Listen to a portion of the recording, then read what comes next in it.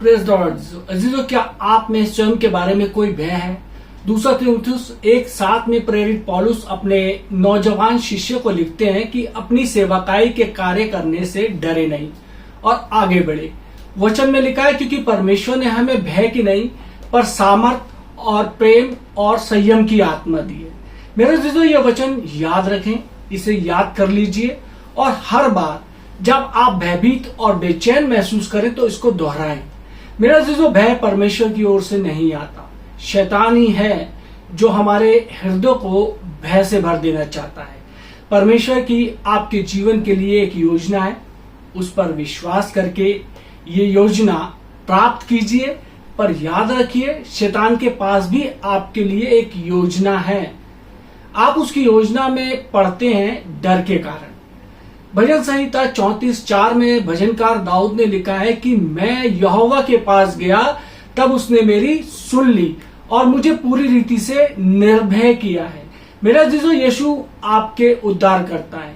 जब आप उन्हें पूरी विश्वसनीयता के साथ ढूंढते हैं, वो आपको आपके भय से मुक्त करते हैं।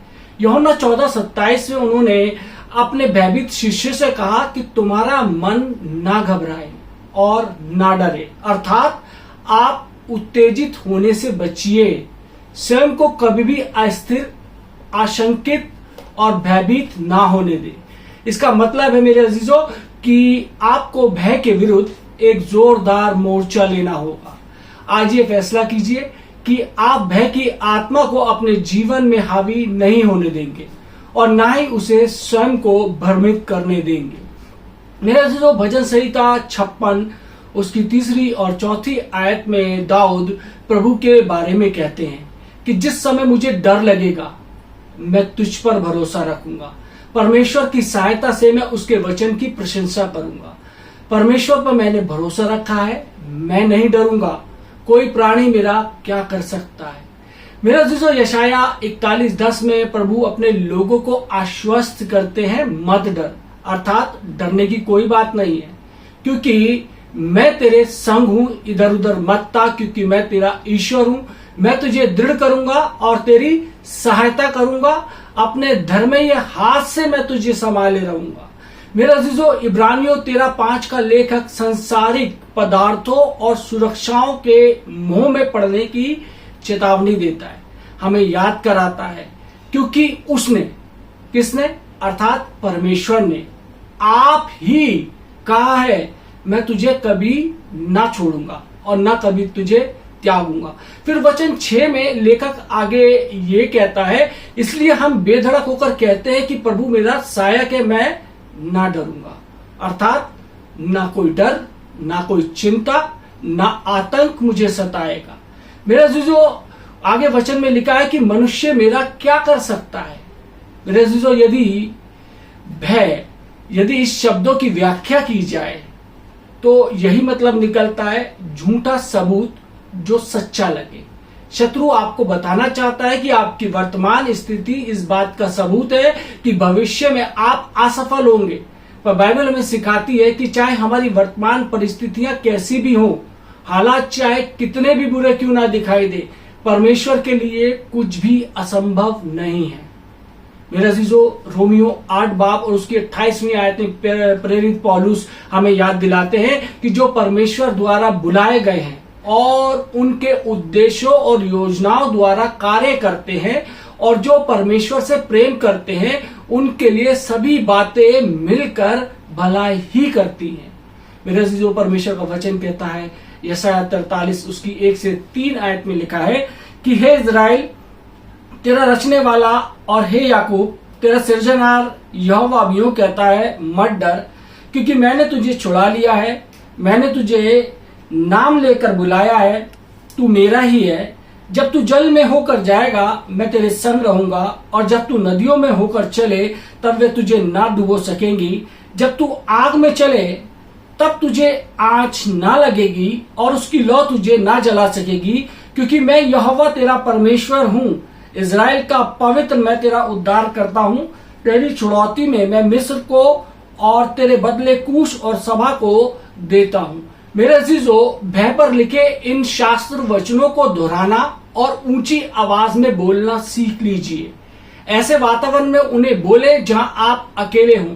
अपनी आत्मा में ये ठान लीजिए कि आप भय में नहीं जीना चाहते। परमेश्वर वचन दोहराकर आप शैतान को चेतावनी दे रहे हैं कि आप उसका अत्याचार अपने जीवन में सहन नहीं करना चाहते। याद रखिए, बाइबल में लिखा है कि भय अत्याचार करता है। यीशु मसीह हमें अत्याचार से मुक्ति दिलाने के लिए मरे। जैसा हम इफिसियों 3 बाब उसकी 12 और 13 आयत में देखते हैं, लिखा है कि हमको उस पर विश्वास रखने से हियाव और भरोसे से निकट आने का अधिकार है। इसलिए मैं विनती करता हूं कि हियाव ना छोड़ो। मेरा जो भजन संहिता 46 उसकी पहली और दूसरी आयत में हमें याद कराया गया है कि परमेश्वर हमारा सहस्थल और बल है, संकट में अति सहज से मिलने वाला सहायक। इस कारण हमको कोई भय नहीं, चाहे पृथ्वी उलट जाए और पहाड़ समुद्र के बीच में डाल दिया जाए। मेरे अजीजों, योशू के पहले अध्याय में परमेश्वर बार बार योशू का उत्साह बढ़ाते हैं।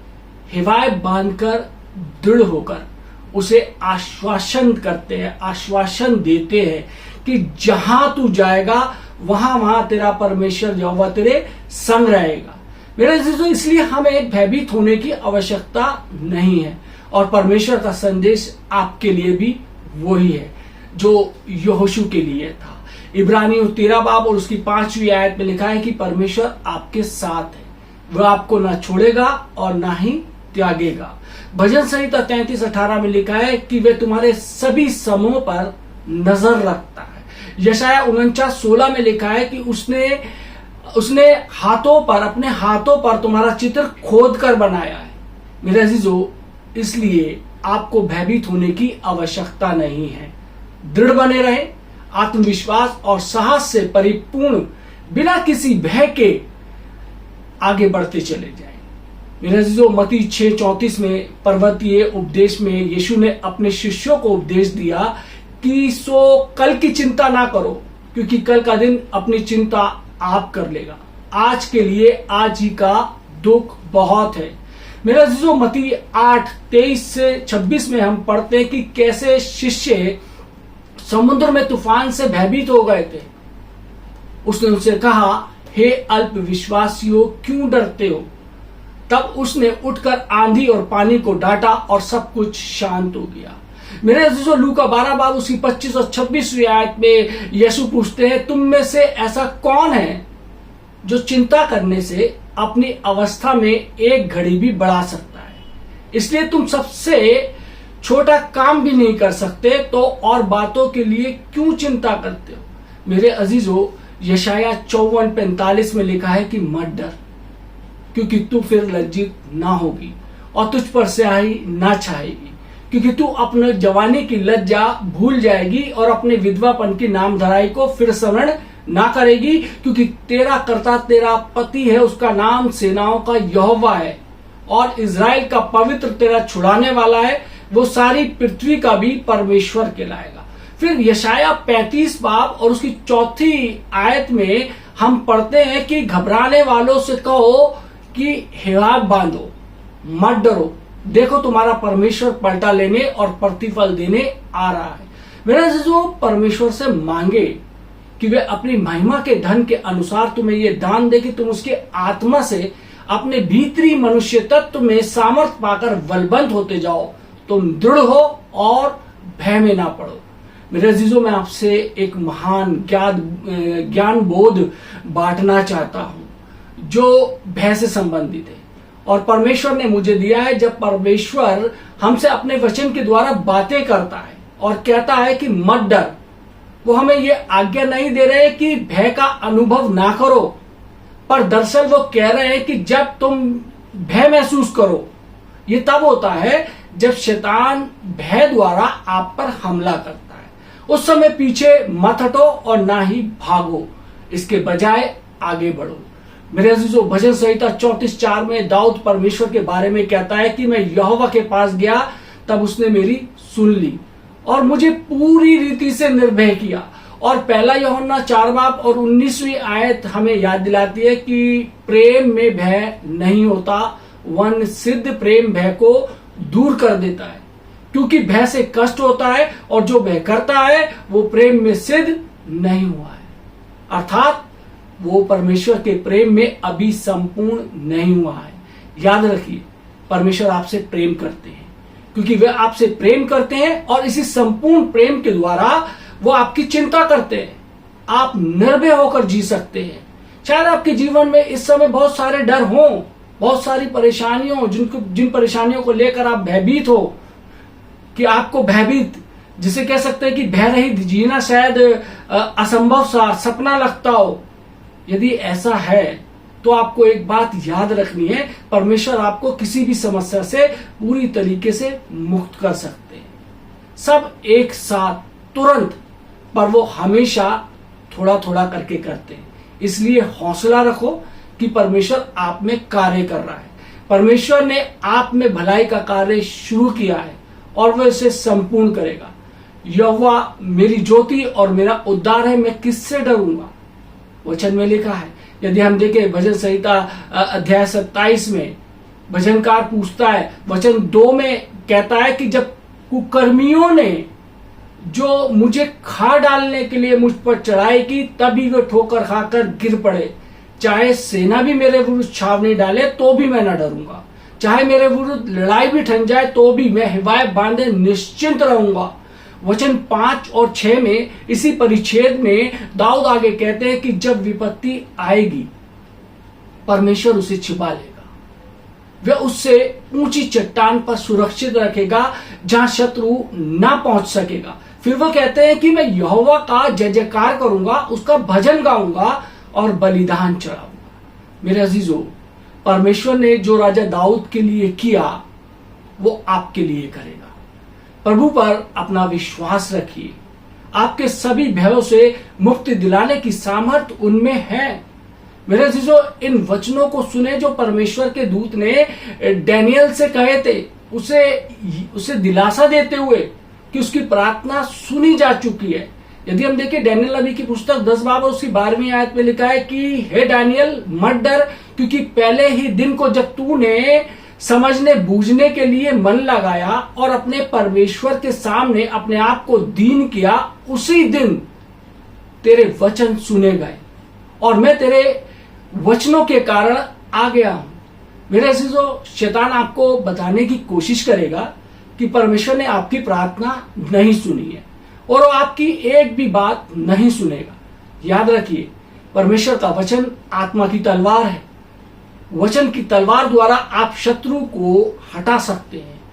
इन शास्त्र वचनों को अपने हृदय में रख लीजिए, उस पर दिन रात ध्यान लगाइए। केवल परमेश्वर के वचन के द्वारा ही आप शत्रु को पराजित कर सकेंगे। जब आप परमेश्वर के वचन का ज्ञान प्राप्त कर लेते हैं, तब आप शैतान के झूठ को पहचान सकेंगे। परमेश्वर के वचन स्वीकार कीजिए और वो तुम्हें विजय के शीर्ष स्थान पर पहुंचाएगा। मेरे अजीजों, शायद आप कोई ऐसी बात करने में डरते हो जिसके अधीन आप कार्य कर रहे हैं। शायद आप पर किसी बात का दोष लगाया गया है और आप निश्चित है कि अपनी सफाई में क्या कहेंगे। मेरे अजीजों, यीशु के वचनों की ओर ध्यान दो जो उन्होंने लूका 12 बाब उसकी 11 और 12वीं आयत में कहे। लिखा है कि जब लोग तुम्हें सभाओं और हाकिमों और अधिकारियों के सामने ले जाएं, तो चिंता ना करना कि हम किस रीति से या क्या उत्तर दें या क्या कहें, क्योंकि पवित्र आत्मा उसी घड़ी तुम्हें सिखा देगा कि क्या कहना चाहिए। मेरे अजीजों, जब भी आप पर भय के आगे हथियार डालने की परीक्षा आए, भजन संहिता 23:1 से 6 दोहराओ। मेरे अजीजों, उसे प्रभु में स्वयं के विश्वास की स्वीकृति बनाइए कि उन्होंने सदा के लिए प्रबंध किया है और सदा आप पर नजर रखिए। दोहराएं कि यहोवा मेरा चरवाहा है, मुझे कुछ घटी ना होगी। वो मुझे हरी हरी चराइयों में बैठाता है, वो मुझे सुखदायी जल के झरने के पास ले चलता है। वो मेरे जी में जी लियाता है, धर्म के मार्ग में वह अपने नाम के निमित्त मेरी अगुवाई करता है। चाहे मैं घोर अंधकार से भरी हुई तराई में होकर चलूं तो भी हानि से ना डरूंगा, क्योंकि तू मेरे साथ रहता है। तेरे सोटी और तेरी लाठी से मुझे शांति मिलती है।